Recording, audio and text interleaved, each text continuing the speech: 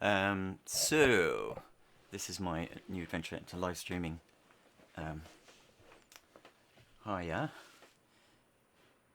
So I've got some things to look at, but I hopefully will be driven by people watching. So maybe I'll just dive in and then you guys can comment. Um, oh, Rapid Tools. Yeah, Rapid Tools is cool. I was going to do that. I use like um, 3 or 4 buttons in Rapid Tools, which are really cool. And I'll show you. I'll show you that as part of my workflow. And then the rest of it, I don't touch really, to be honest, very often. But those 3 buttons are kind of amazing. What else? Newbie modeling, but doing some archfish from time to time. Cool. All right, Max is up and going. Let's load the scene. Turn the grid off. So I've got a bunch of shapes, which I've been working on. So the idea is that I'm going to do a kitbashing, which I'm going to release at some point. So I've been working on spaceships a lot for a different project called Broken Shield, and so I'm going to build up a kitbashing for myself to help me do that. You want to know about Arnold? Okay, cool. Arnold is cool. Oh, okay. Very cool, man. I don't know everybody's like handles, so hey.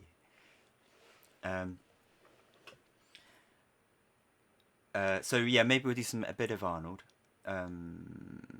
Arnold is really cool. Like seriously, like everybody should get into it. It's a very cool rendering software. You can make things look really properly photoreal, and it's pretty easy once you get into it. So unless you really want to fork out for like really specialized sort of production workflows, then I think for small to mid-sized studios, even then Arnold's a really good choice right now if you're using Max. Okay, so what I'm going to do is I'm just going to dive in. I'm going to do a bit of modeling first to kind of warm up. So let's switch the scene. So I'm just going to pimp something now, which I've been using a lot of. So this is a bit of software called PureRef. PureRef is a like a mood board package, and what's cool about PureRef is that all these images are full res. It's like resolution independent. So we've got multiple resolutions all over the image. It's not like doing something in Photoshop. It's all done in QuickTime. Sorry, PyQt. So I've been hosing down a bunch of designs. I'm also thinking about this Hum 3D competition to do like a lunar rover or something. So I've got various things I'll be looking at. Let's load something else. These are the mood board things for this project. So I think just in terms of starting out, like getting a really good mood board is really important. So I'm thinking about maybe trying this shape up here, something like that. There's a bunch of relatively simple objects. I want to look at circular shapes in particular, and like connecting circular shapes. So we'll try some of that and cutting holes and things. So these kinds of shapes, maybe we'll start off with that, and we'll see how we go. So let's minimize that. So what I was going to do was maybe start with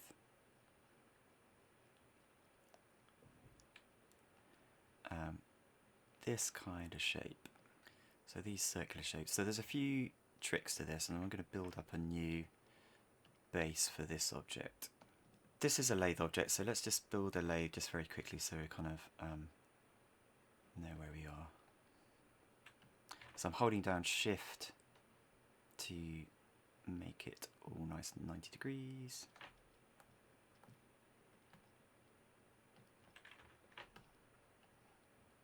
that's got a bit of a bezier on it. Let's turn that off.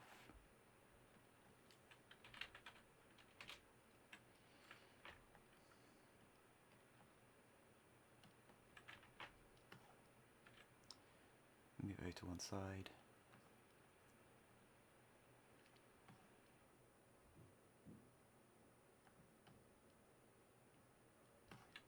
Scale it down again. So I use a lot of parent space.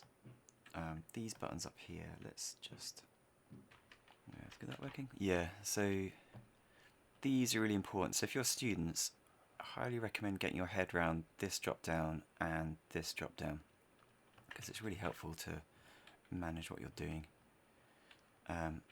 So let's just grab these vertices.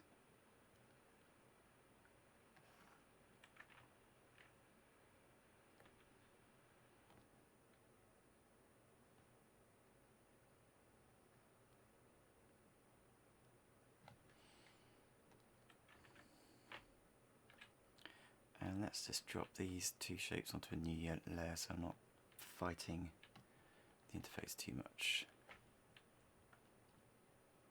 Layer view.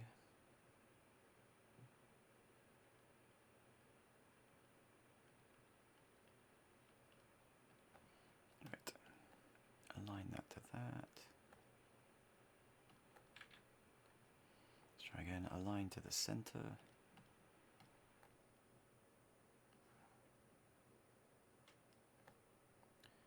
Okay. So let's have a look at my mood board again. So what I'm interested in is these kind of little shapes to add some secondary details. Like just these little flanges and connectors. Any other inspirational bits? Like this kind of thing, I guess. Rivets. Just to make the base of that more interesting, because it's a little bit sort of flat and dull right now. You'll even flared out things like this.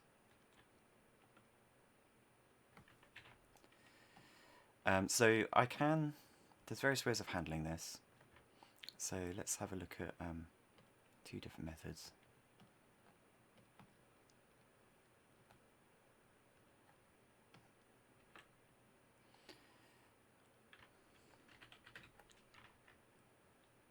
So what I could do is like extrude and build up stuff in here, and it's a little bit fiddly, to be honest, and actually as I'm doing it I'm not even going to start, because it's kind of a pain and it will take a long time, and I don't want to drag this out any more than necessary. So let's just look at things you can do. I'm going to take a box and build it, and let's just type in a value of 0.1, 0.1, 0.1.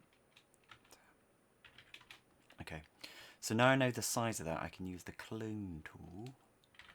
So clone is a free plugin from E2 Software, so it's www.itusoft.com. It's really cool. I've got my own Mac script versions of these kinds of things. So anyway, so I type in, let's just do 0.1 over here, and you can see that I can create quite quickly, an array of similarly shaped objects. So let's maybe do 12 of those, and then I can bend that around, bend 360 degrees, making sure I pick the right axis, like that.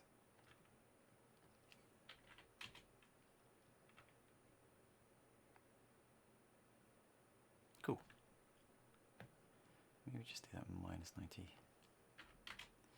Like that, that's better.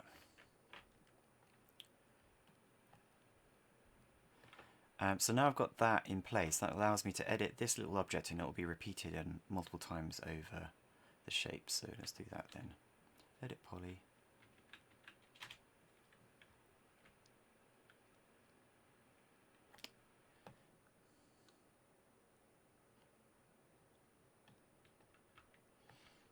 get rid of these faces because I don't need them anymore.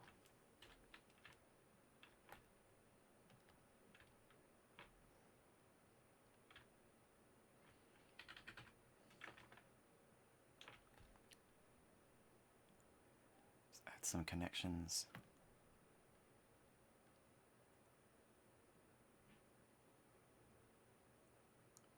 Yeah, let's do maybe a couple more. Tick.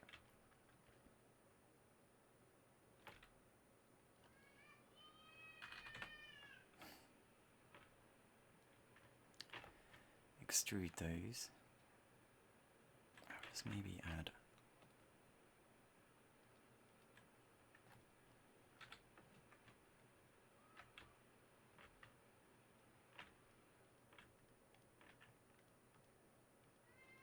that's better.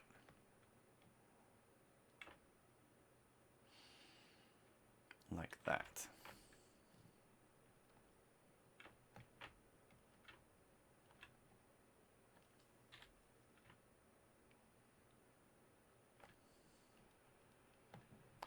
Then we get this shape, which is nice.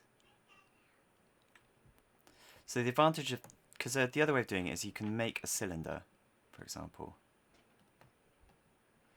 and we can add some height segments and cap segments like that, and then you can extrude these height and cap segments.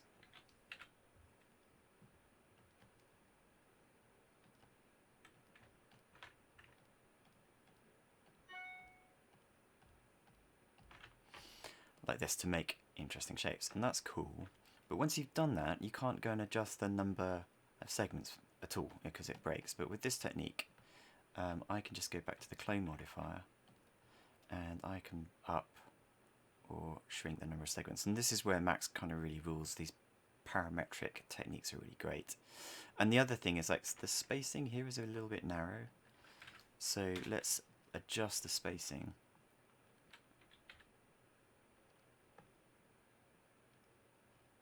Oops. Yeah, so let's add a volume select on there. And that will just, so what was happening was when I turned the edit poly on, the bend modifier only worked on the selected edges, which is these two, and just made a mess.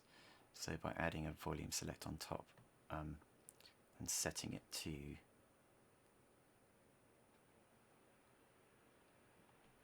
this object selection and replace, it means that everything's now selected further up the stack. So it makes sure that no matter what I'm doing down here, here, I'm not going to lose any reference. So show the cage.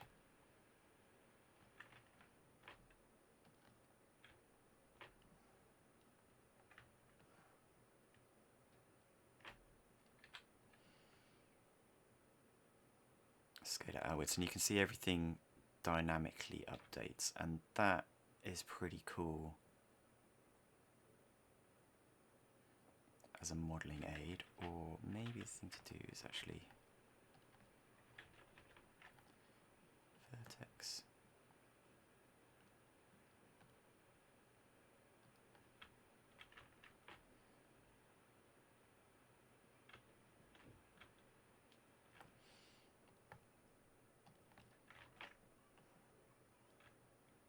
That's better. Right. So now I can change the spacing of all these flanges, and that is much nicer.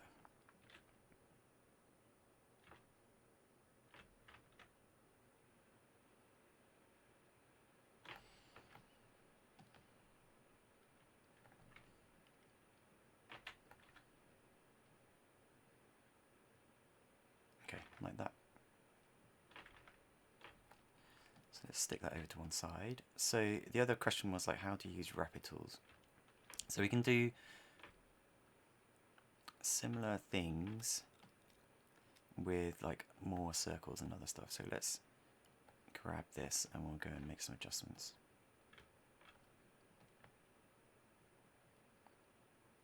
In that modifier. So we're back to our box.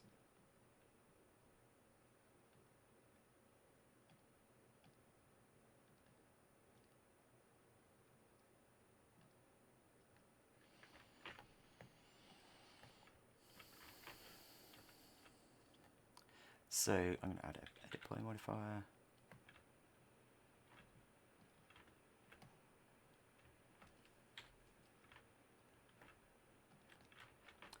So Rapid Tools up here.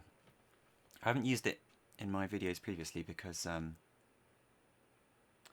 I've been trying to use Vanilla Max as much as possible, especially for students.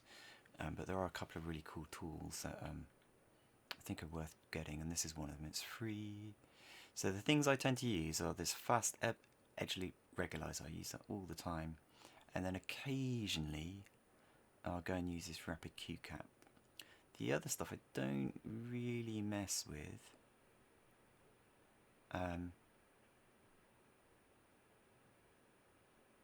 But I probably should. Cleanup tools, rapid tools. The cleanup tools are quite good actually. So let's just have a look at this fast edge loop regularizer. So what I'm going to do is I'm going to make a mistake first, and then we'll see why. So I'm going to select these 4 polygons. Use the fast edge loop regularizer, and that should make a circle like that. Ah, it does. Cool.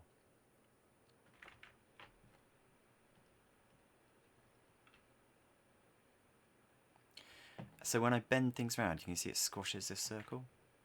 That was a circle. Let's just add an edit poly modifier. Bevel.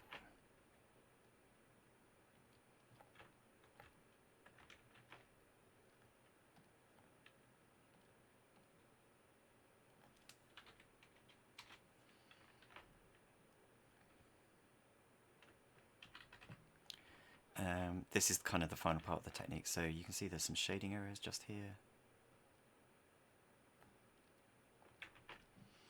I'm going to, just after this bend modifier, I'm going to add a vertex weld. And that means everything's nicely welded together. Smoothing groups on and off. So eventually I'll go and add like holdout loops. So holdout loops are, for those of you who don't know,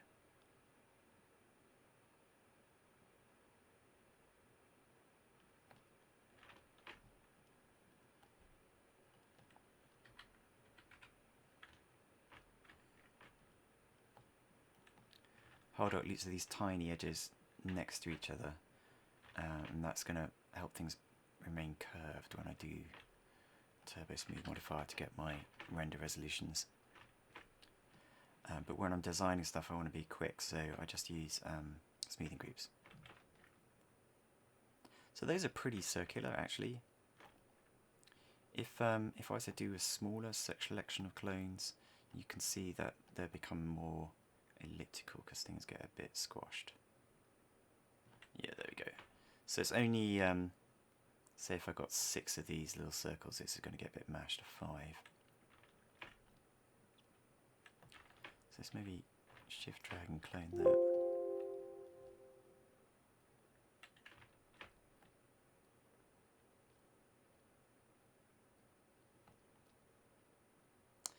So yeah, keep firing comments off in the comment thread because it helps me see how I'm doing.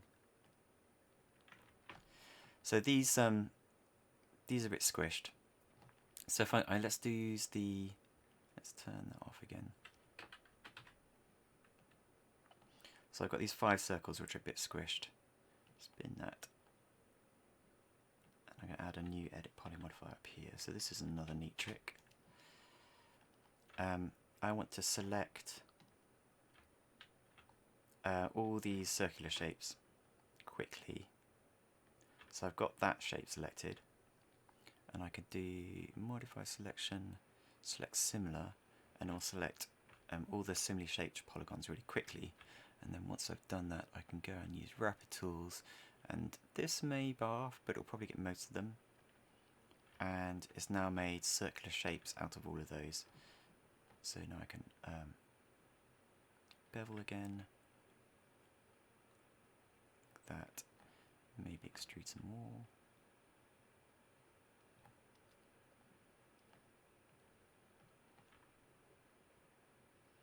And all those shapes are nicely circular, which is cool.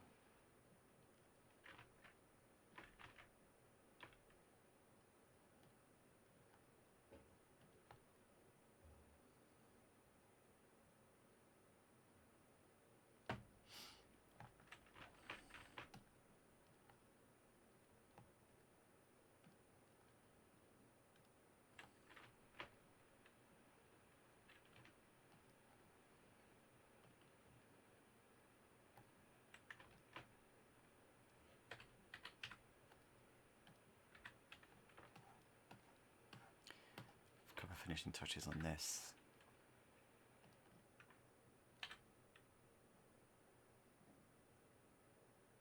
Yeah, maybe more like that.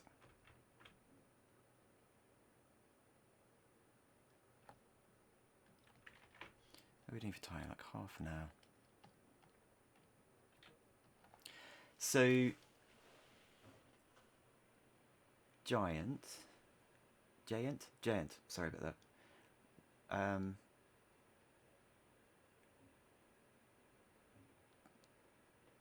What do you want to know about Arnold? Are you struggling to get things working?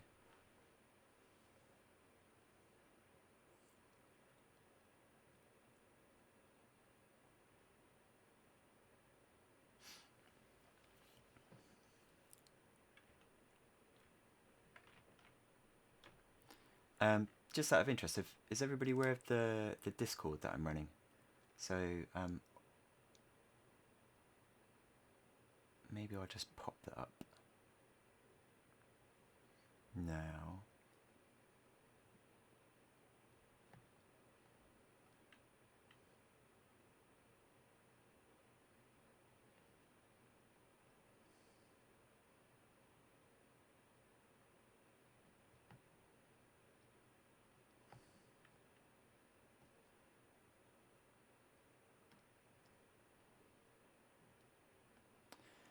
So I'm running a Discord. You can find the link in the chat window, which is going to appear any second now. Eventually I'll open it up, to the world. But at the moment I'm just restricting it a little bit while I get used to running it.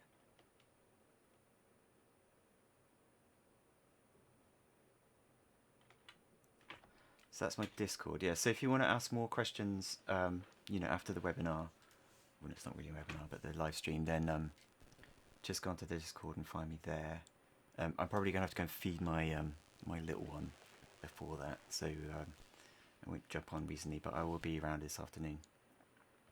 And in fact, I'm basically working at home on my own thing for the next month or so, I guess. Right, so let's jump back into these again.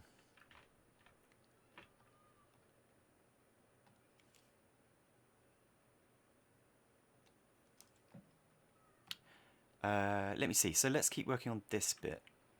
I guess the other thing I wanted to look at was the Max chamfer tool, because it's really good.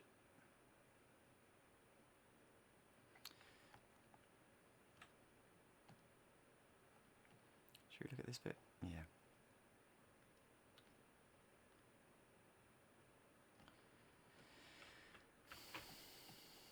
I'm just keeping this up for reference so that I know kind of where I'm aiming. So how many of these do we want?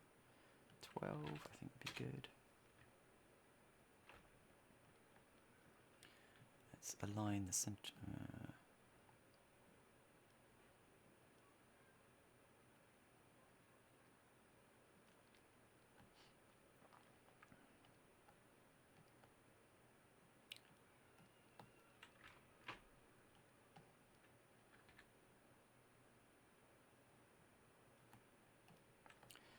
So I think I'm going to get the symmetry tool working first. Right.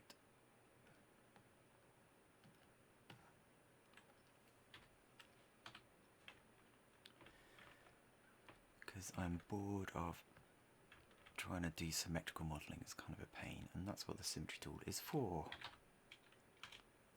Yay! So I'm just going to build up a bit of surround first.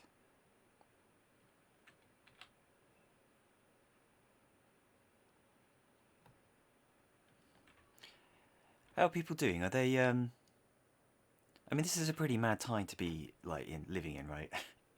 Especially if you're in the UK, like Brexit, then lockdown. Like, there's so many weird things going on the planet right now. Is everybody kind of managing to get on with their own things? If you any of you trying to work, I mean, seriously, like, you know, it's sort of work is just drying up like mad right now.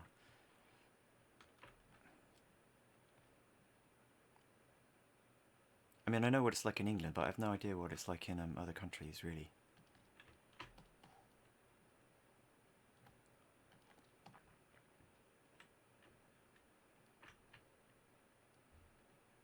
Especially where I come from in Oxford, like it's Oxford the Shire from Lord of the Rings, right? It is genuinely sleepy and kind of not really affected by Mordor or anything else that's going on outside.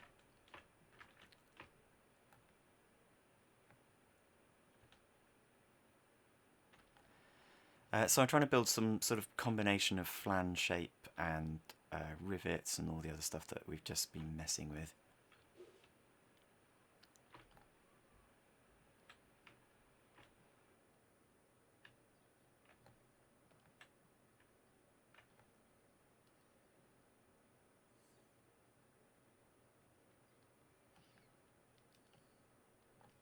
Yeah, kids as well. It's especially challenging, I think. Let's just delete that.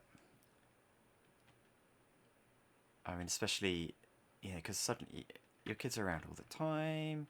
Suddenly, like, you're in their space. They don't understand why you can't talk to them.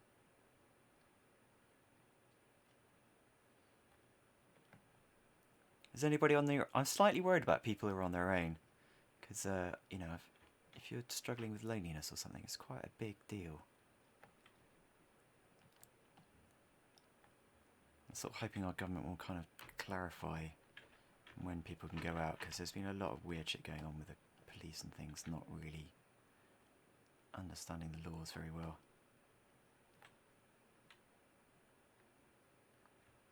Ah, yeah, I'm an idiot. Thank you for that. Eee. Right, yeah, I should watch that. Sorry about that, guys. Right. So, I mean, I've chugged through that a bit, and you've been looking at my gappy teeth for too long, I guess.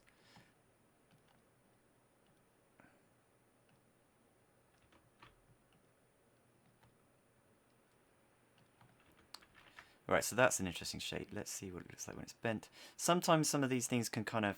let's just do that again. Can you see this? You just got to bully the stack every now and again to just refresh. So you can kind of work along over here, and then you go over here, and it just forgets to update. So we got some interesting shapes there.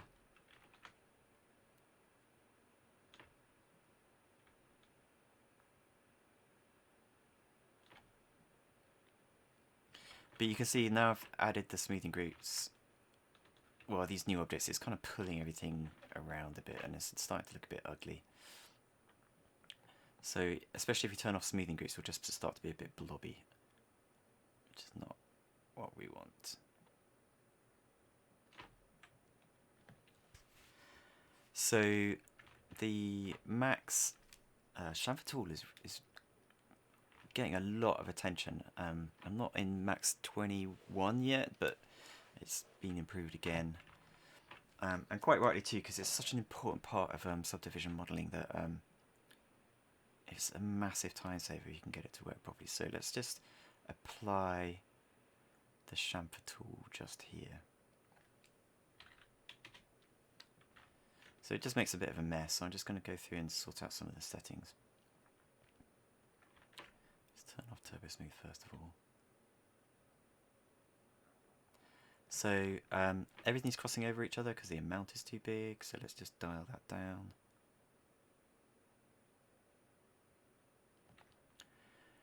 Now by default there's this angle threshold which is sort of hidden off here, so there's a minimum angle between faces, and if it's something's below that minimum angle, it won't smooth it. So like these faces here, they're all coplanar, so it's not getting chamfered. So if I turn that off, everything gets a little chamfer between each polygon. Turn it on, then you can see it only does some of them. These guys I want to chamfer, so I'm just going to up the angle threshold until they pop like that. So now let's turn Turbo Smooth on, and it's a bit nicer. So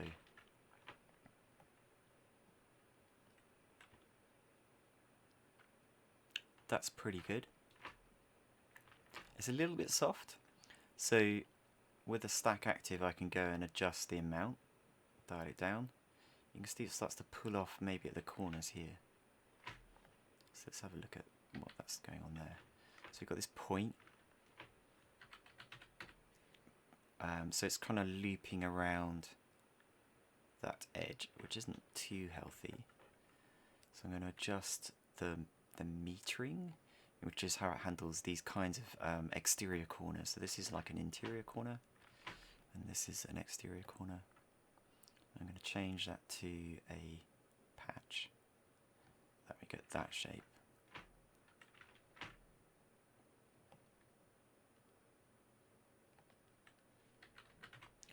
So now we get no nasty pulling around the edge. So it's supported much better.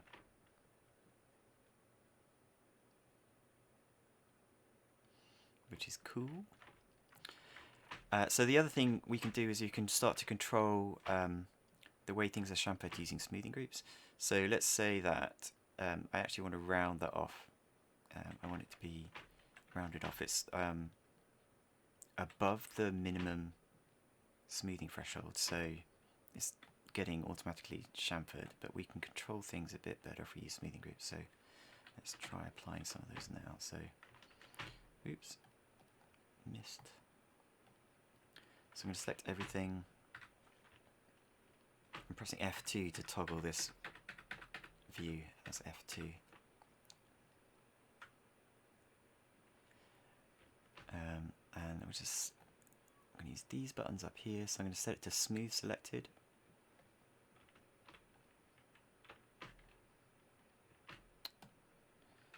Face mode. Smooth those guys. Smooth this.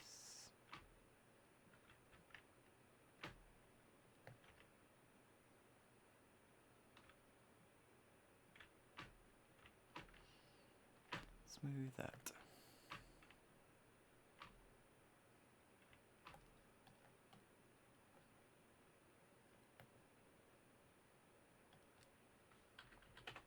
So that's my smoothing separation. You can see that I've kept this the same smoothing group, so it's going to get rounded. So now when I apply my chamfer, it's still hard, but I can go in down here and I can do from smoothing, and this is not intuitive, so it's unsmoothed edges gets chamfered somehow. Right, you can see that's rounding that off now.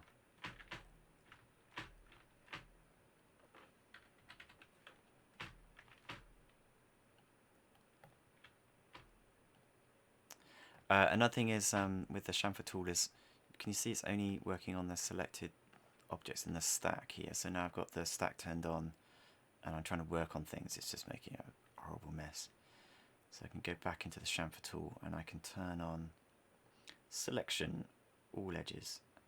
So now when I work in the stack, I don't get that horrible mess.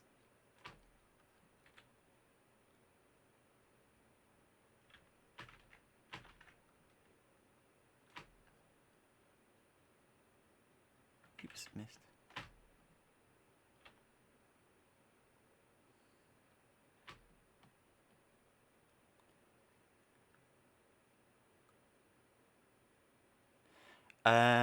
So while we're talking about it, oh, right, it's under the threshold. The chamfer has been in for quite a while now. I think it started off in an update for Max 2019, but little odds and sods have been coming out with each update. So I can't remember which update to 2020 this is, but I think some of these metering options, the radial and the patch metering options, are kind of later additions. And I think these especially are really nice. So the radial makes it like circular like that, and the patch does that square edge. One other thing to note, and this will be more interesting when we go to Max 2021 with our new normal modifier. Can you see how this stuff is rounded? So we've got our shading, and none of these things appear flat. If I change the depth amount here,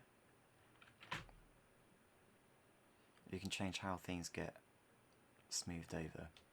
So if I go back to let's turn off bend so it's clearer.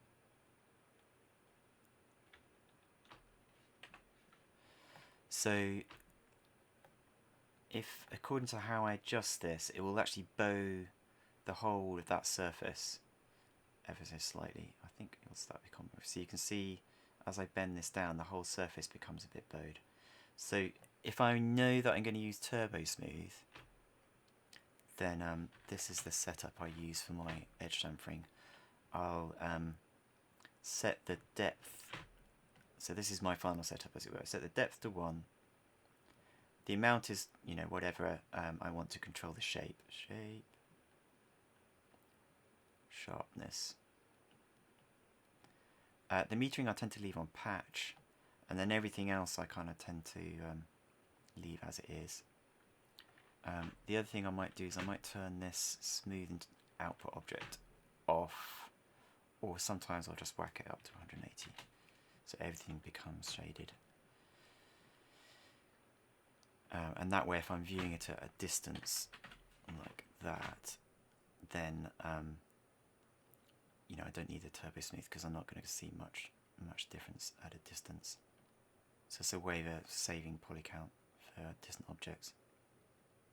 And hypothetically, if you're rendering, that could be a LOD.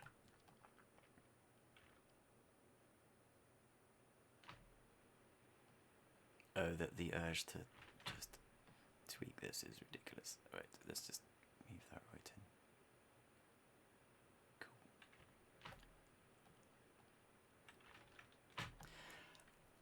Cool. Okay.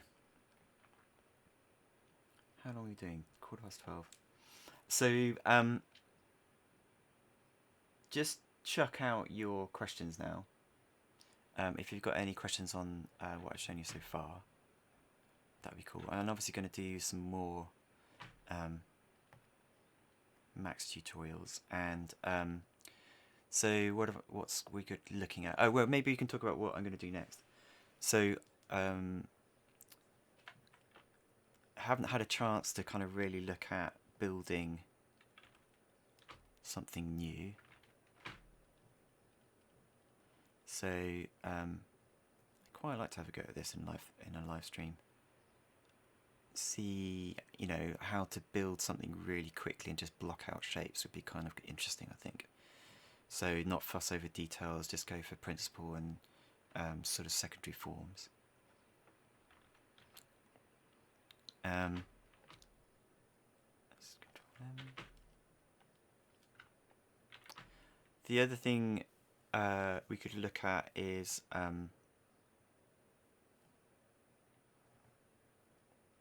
Fusion. There was a guy commented on my YouTube that he really wanted to see some Fusion stuff. So got a load of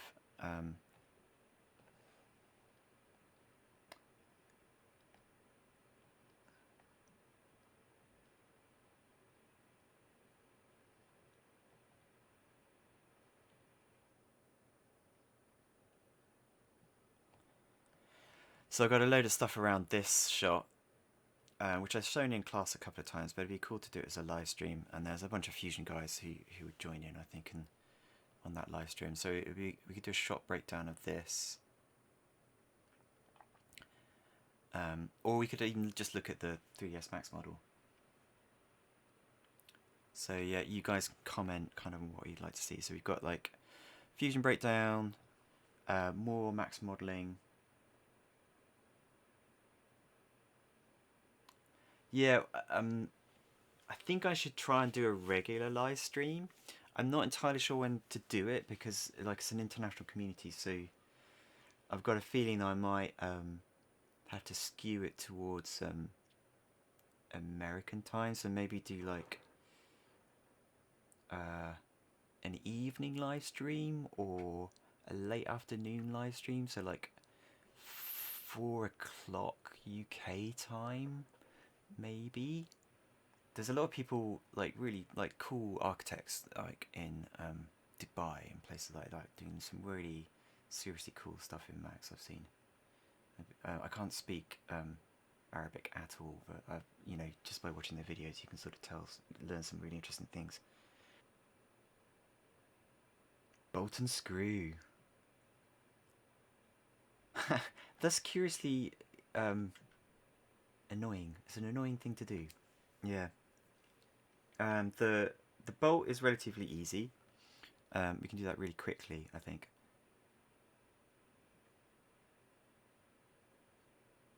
Oh God, rays! Right, that is a video tutorial. Volumetric lighting, like it takes a bit of a processor hit, so we'd spend a lot of time. Oh yeah, I'm an idiot. Let's start that again.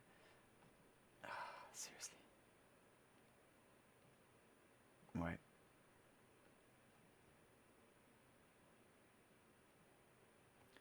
Right, let's try this again. Right, so here we go. So I've got a cylinder. This is just like a bolt setup. So we're trying to get these repetitive shapes around a circle. This is kind of the theme of this live stream, right?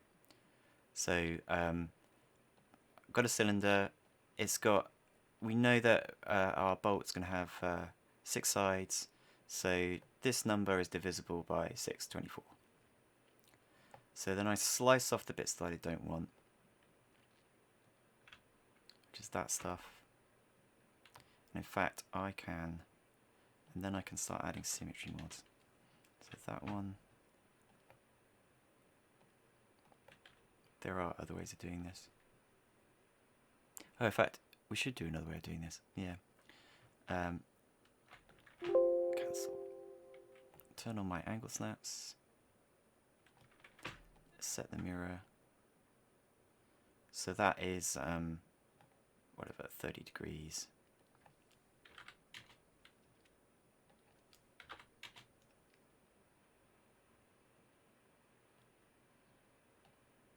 So now I've got my symmetry mod set up. I can flatten the edge of the bolt like this. Another trick is... This has got lost. Let's just drag it out here so we can see it. This snap, it's really cool. So when you've got this icon on, if I turn snaps on, then it will just snap to the axis of movement. So I can just drag out and snap these guys like this.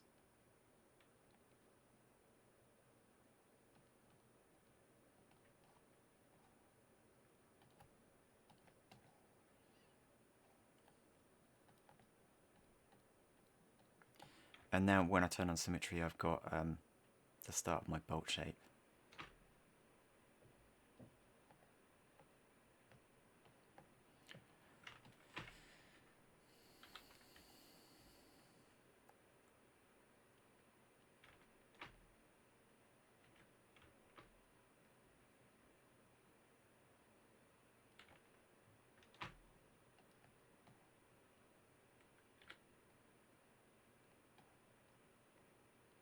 Like that.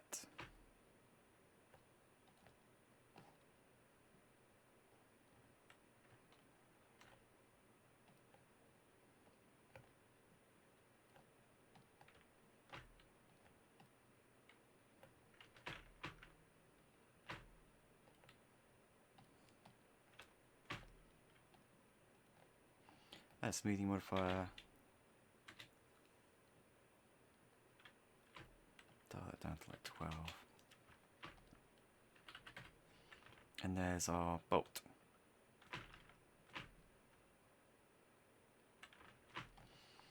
So another way of doing it is if you've got rapid tools,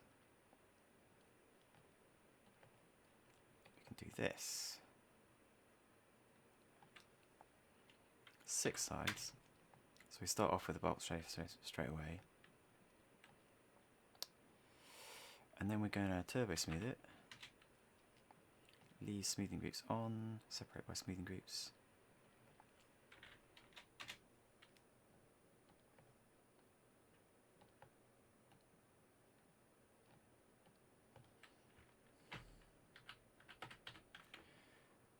And you can see that we got our bolt shape sort of for free. Let's turbo smooth it again. Got a lot of edges here, so let's go and quickly edit that. Edit.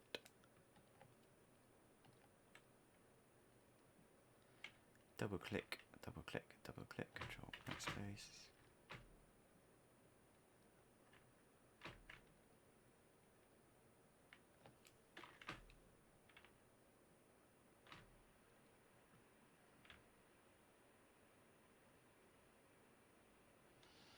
So as it happens, yeah, let's just do this as well. So we want this shape to be a circle.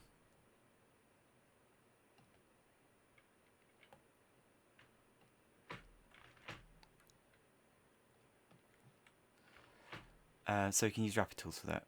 Topology, geometry, fast edge loop regularizer. And then we've got a circle on top of that. Scale it out.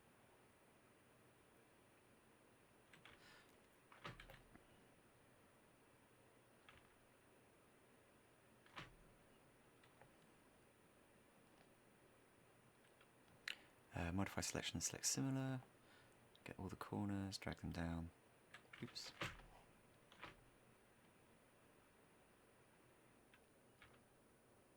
Something like that. Another symmetry mod.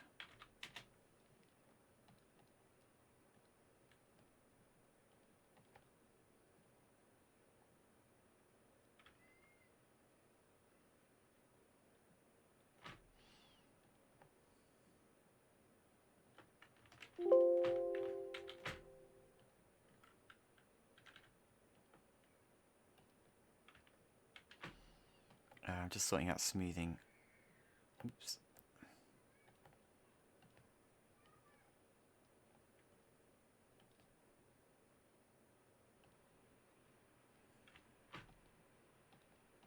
There we go.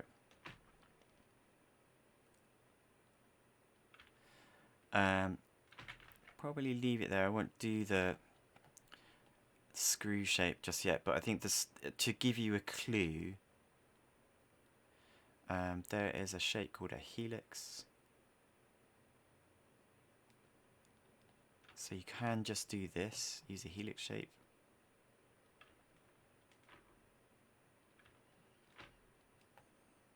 And a sweep modifier.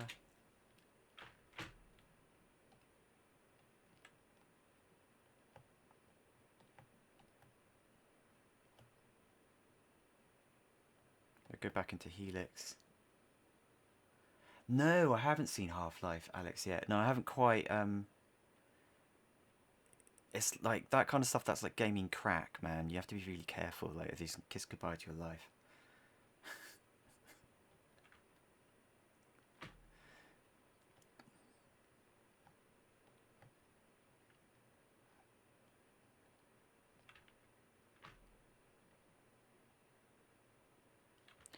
So we can start building up our screw shape like that. The key is to get all these little edges to align, and then you can just weld everything together.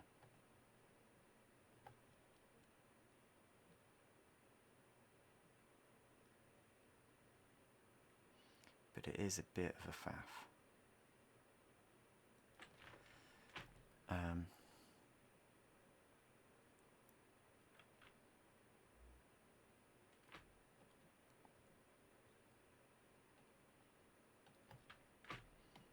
Just going to try something quickly. 12.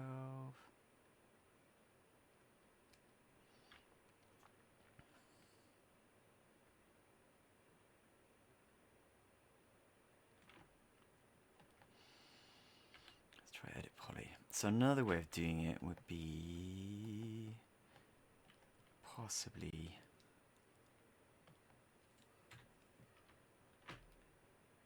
using this tool, generate topology, edge direction. Yeah.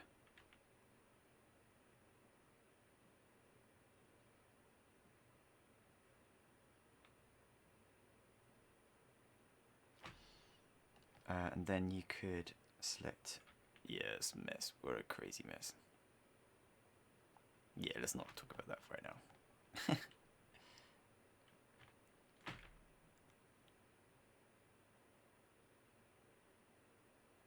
Yeah, so this is a cool tool for various tricks, but I don't think I'm going to go into that right now because that would be annoying.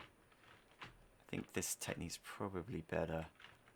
It really depends, like, what you're trying to do.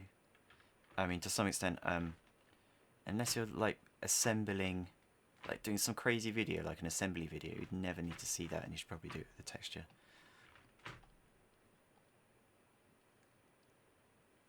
Right, I think that's plenty for now. It's 12:30.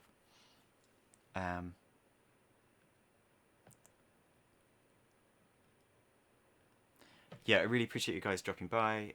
Thank you for your comments. Feel free to jump in on the Discord.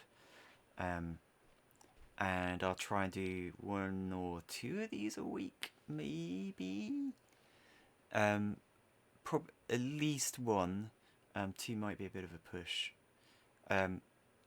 If I'm modelling like these sci-fi bits and bobs like as it is, and kind of building up spaceships and things. Let's see if we can got one somewhere around.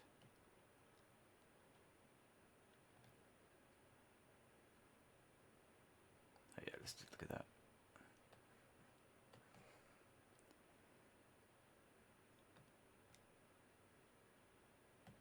So this is the Broken Shield role-playing log.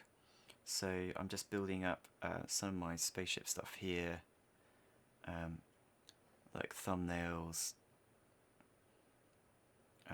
various designs. So I'm blocking out basic forms. So if you want to sort of be included in kind of watching how that develops, then jump on the Broken Shield role-playing group. Broken Shield is a tabletop role-playing game, which we've released. Where's the book? Let's find the book. Didn't mean to pin this, but you know, as I'm here. Book. Broken Shield. Book. There we go. It's my role-playing game. So you can have a look at that. Cool. Thank you guys, and stay safe.